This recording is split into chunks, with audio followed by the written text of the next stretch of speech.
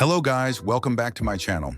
In today's video, I'm going to show you step-by-step how to make a double-sided copy of an ID card using an Epson L4150 printer.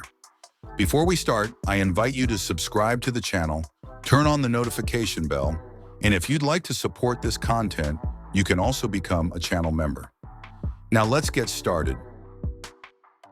First, make sure the printer is turned on and place a sheet of paper in the paper tray. Next, take your ID card and place it on the scanner glass with the front side, the one with the photo, facing down, just as shown in the video. Then, go to the front control panel and press the white copy button. As you can see, the front side of the ID card is printed.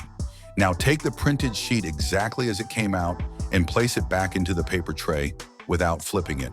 Here I've included a visual guide so you can clearly follow the entire process. Next, open the scanner lid again and place the ID card face down, but slightly lower, so the back side will be printed below the first copy. Once again, go to the front panel and press the white black and white copy button. Wait a few seconds, and the back side of the ID card will be printed below the front side. And as you can see, the copy is now complete. That's it, guys. I hope this tutorial was helpful. Don't forget to subscribe to the channel and turn on notifications so you don't miss future videos. See you in the next video. Bye-bye.